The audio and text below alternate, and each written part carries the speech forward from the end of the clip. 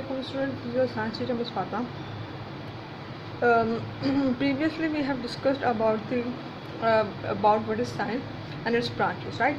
So science is basically the study of nature, right?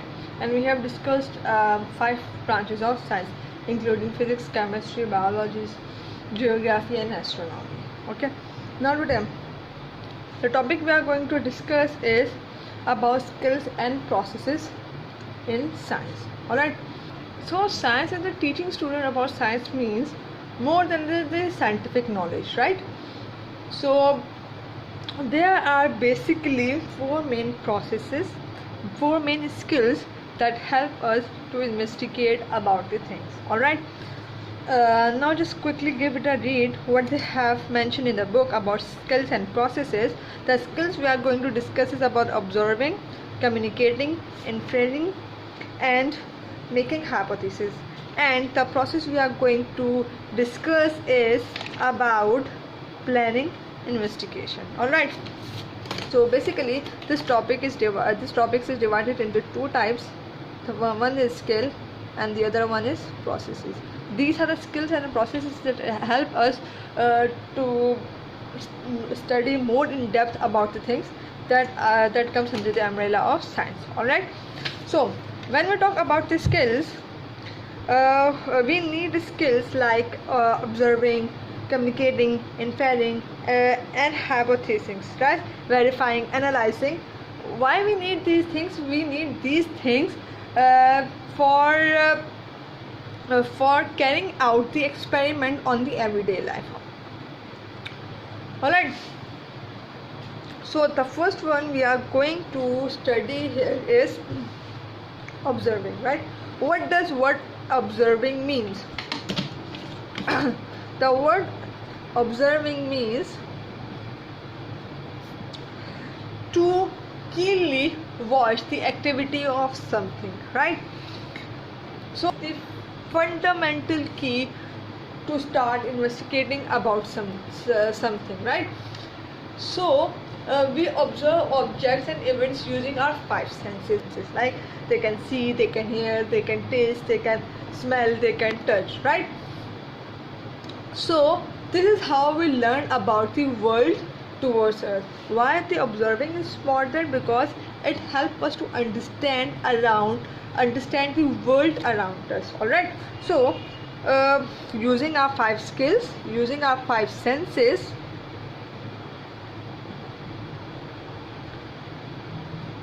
we learn about the world around us, right? The phenomena, the occurring, the reason, all of these things we all started towards by doing observing, right? So it is the ability to make the ability to make good observation is to essentially the ability to make good observation is also essential to develop the other science processes skills like communicating and verifying and analyzing, right? For example, the leaf is light green in color, alright, and the leaf is waxy and smooth. When we touch it, is waxy and smooth, right? So we observe a different type of leaves and then we concluded that most of the leaves are of green colors. They are waxy and they are smooth.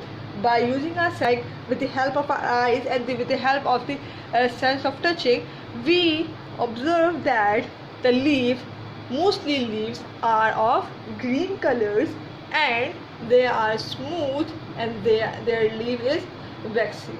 Alright. To enhance our observational skills, we need to have different instruments which help us in doing the observation more correctly, which help us to improve our observation skills. Such instruments are thermometers, microscope, telescope, right? Why we need these objects to help in the process of observing, because our human senses are limited, right, and are not very reliable. So the second skill that we are going to discuss about is communicating, right? As the word, from the word communicating, you can understand what does it say. It means to uh, to communicate with someone, to share your ideas, your knowledge, your things, your thoughts about something. Communication is the second basic science process skill, right? Communication and observation goes hand in hand, right? Like if you are observing something, then it's necessary to you to communicate, right? So there are different ways of communicating, not only through talking, right? So the ways of communicating, what they have discussed in the book, just quickly read what they have mentioned in the book. Communication is a skill which involves the transmitting and the receiving information, right? So this is basically to transmit, to give the information, and to receive the information. Communication is a two-way process. You give some information and take some information, right? Of the various, in the various form, right? It is in the various form. It does not solely depend upon the talking, right? It can also depend on the charts, table, graphs, drawing, or either words, right? So in this book, the book you have, they have communicated you through the help of words, right? They have used the English language through which they are communicating. They are using the numbers, they are using the photograph, they are using the table, they are using the graph to communicate with you. This book doesn't speak, right? But the word itself speak. They have written in such a simple manner, or in some such attractive manner, that you are able to understand what they are trying to say, right? So communication should be very effective. There is a last question what they have written: why it is important for the scientist and the student learning the science to be able to communicate effectively, right? It is very necessary to have an effective conversation, to have the effective communication, the communication through which the other person, other device, or any other medium to which you are transferring your information could easily understand what you are trying to say and what is your point, right? If there is a lack of communication, and if there is no good communication, then the knowledge which you want to transfer to the other person will not be fully do its work, right? So communication is basically how we can write communication in the word is basically transmitting and receiving what? Receiving information. So here I want to define your word information. We usually use the word information. What information we got? What is the information of this and that? But what does the information means? Information means a useful data, right? The data which is useful to us is called what? Is called information. It is useful data, right? The processed data, the useful data is called information. So basically what we are transmitting and what we are receiving, we are transmitting and receiving the useful information which has some background and which has. Now the third skill that we are going to discuss is inferring, right? What does inferring means? Inferring is basically a skill of drawing the conclusion, right? What it is the skill of drawing the conclusion. Conclusion means the final verdict, right? When you draw a conclusion, it's like that you have observed something, you have communicate with other person, and then you have concluded that this would be my final decision of that scenario, right? So inferring is basically to draw a conclusion, right? To draw a final verdict, to draw the result of which what we have studied, what we have learned so far, right? And this conclusion is derived from the observation or the information that we have gathered, right? For example, if I have gathered the information about that but like if you talk about the weather nowadays the weather is quite cloudy, right? And the weather forecast department Met has said that there would be a season of monsoon throughout the country. So what they have done, they have observed the cloud pattern, they have observed the wind scale, the speed of wind, the direction of wind, the whole weather, the temperature, and after that they have concluded what they have concluded. They have concluded that the monsoon season has been started, right? That the monsoon season has been started. So this is how things happen. Like they have given one more example. They have said if one observe that the plants kept in dark cannot make food, right? This is true. If you are going to keep an outdoor plant inside and you expect that plant should produce food, but it will not, right? He or Misha infer that the light is needed to make food. As you all know that the plants need the sunlight, the process of photosynthesis to make the food. But if you are going to keep that plant inside and sunlight is not going to reach it, that plant will not be able to grow. Alright. So from these observations, what we can conclude? We can conclude that for the growth of the plant, what is necessary? The sunlight is necessary, right? Now moving towards the next, I think now if I could write in the words, I could say that it is the skill of drawing conclusions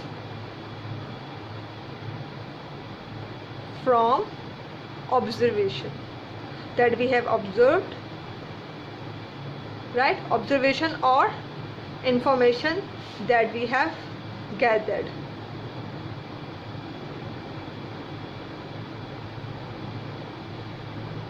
Alright, now let's just quickly move towards the next the heading that we are going to discuss is about making hypothesis. Meant by hypothesis, right? What they have said is formulating or making an hypothesis is an extension of inferring. A hypothesis is a tentative explanation or an observation or phenomena that can be tested by investigation. Hypothesis is basically a temporary explanation to something, right? Like if you have observed something and you are not sure about it, you haven't tested, but from the observation you can say that this could happen if this could be the scenario, right? So hypothesis is some sort of a mild sort of conclusion that is not confirmed yet, but it could be investigated, it could be confirmed with the help of investigation, right? So it is a tentative explanation. The word tentative means temporary, which is not the final verdict, which is not the final solution, right? So if I could jot it down in the words that what is hypothesis? Hypothesis is the tentative explanation. It is the tentative explanation. And what does the word tentative mean? And tentative words mean temporary, not the final verdict, right? Tentative explanation of an observation of phenomena which can be tested by investigation. Alright, so these are the basic four skills that a scientist or a person who has the keen interest towards the science can use to find the fact about the nature. Alright, now they have given you a flow chart through which you can test a hypothesis. They have given you an example of a CPU, right? A CPU, central processing unit. As you all know, in your computer there is a main part, that is CPU, right? And a monitor or a LED screen from which you see the information. So what they have said that there was a hypothesis that the computer monitor is not working. So they are trying to find the real cause behind why the monitor is not working. The first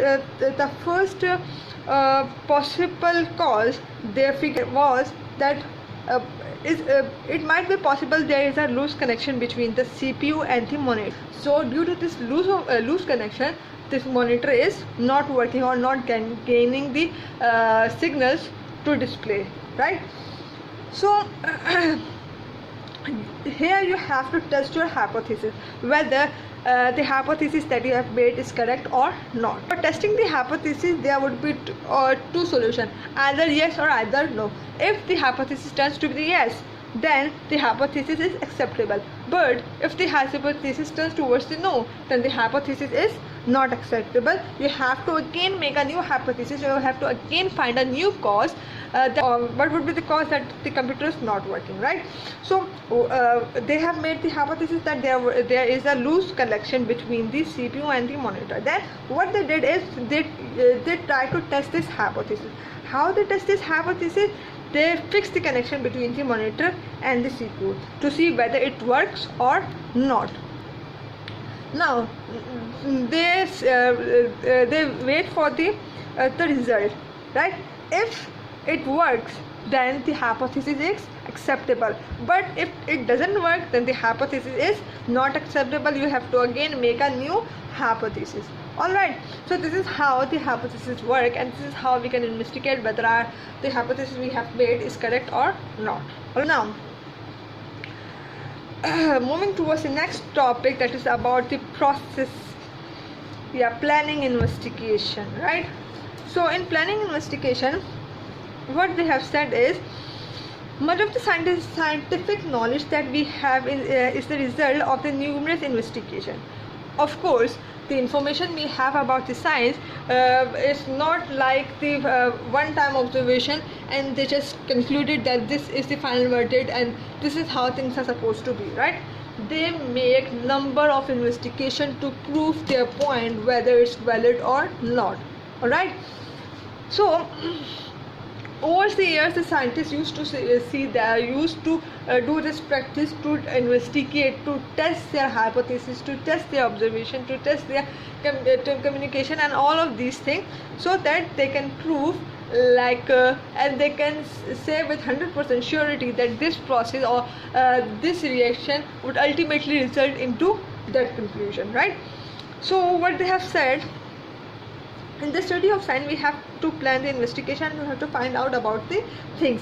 We have to verify the concept or solve the problem. What they have to do, they have to verify the concept and solve the problem, right? The concept which we have to find the root of it, like whether it's true or not. Alright, or if there is any problem, then we have to find the cause of it, and we have to give the scientific reason that why it happens, right? Like if there is you can say it in the example of like light travel in a straight line, right? As science says, light travel in a straight line. There are so many experiments through which you can prove this statement that light travel in a straight line. So the first thing, like look at my hand, right? The image behind my hand. No, there is a light coming on my hand and you can't see what's behind my hand, because the light travels in a straight line and it cannot penetrate through it and it cannot bend towards it and show you what is behind my hand. So this is how it proves that the light travels in a straight line. Alright, now how you can plan an investigation. They have again given you a flow chart in which they have you a brief step-by-step processes, step-by-step explanation that how you can plan an investigation. If you want to plan an investigation, if you want to investigate something, then how you are supposed to do that, right? The first thing is formulate a question or hypothesis for investigation. The first and the foremost thing you need to do is you need to find the question, you need to make an hypothesis, you need to find out the idea of which you are going to talk about, of which you are going to prove it, or which you are going to investigate about it. So the first thing that you are going to do is you have to find the question. So what is the question, what is the problem, what is the hypothesis that you are going to test or you are going to investigate, right? Now the next one is identify the variable involved which the variable should be changed, which variables should be kept constant. Then what you have to do, you have to identify, you have to find out which things you can change and which thing you can't change, right? Which variables can be changed and you can test your hypothesis, and which have to be kept constant. Like you have to keep your temperature constant, like either you have to keep your pressure constant, something like this. All right. Then what you have to do is decide on the measurement of observation to be made, right? Then you have to decide on which basis you have observed something, right? The observation criteria could be different. It can change from situation to situation. You must have to decide what measures or what observation you have made. All right. Then what you have to do, decide on the material or equipment required for the investigation. You have to decide that which type of material you are going to use in this investigation, right? Which equipment would be required to do this such type of information. Either you need to go to the laboratory, either you need to go to the library, either you need to ask for some seniors for the help, something like this, right? Now the last step is decide on the step of the procedure of the investigation. Upon these process and the steps, you need to decide your way of investigation, that how you are supposed to start your investigation. All right. Thank you so much, class, for listening to me, for listening to today's lecture. I hope you have enjoyed this video. If you have any query, you can ask me in the designated time, and soon I am going to upload the question answer related to this topic, as I have already provided the question answer related to the previous topic. And what you need to do is you need to stay home and stay safe. Thank you so much.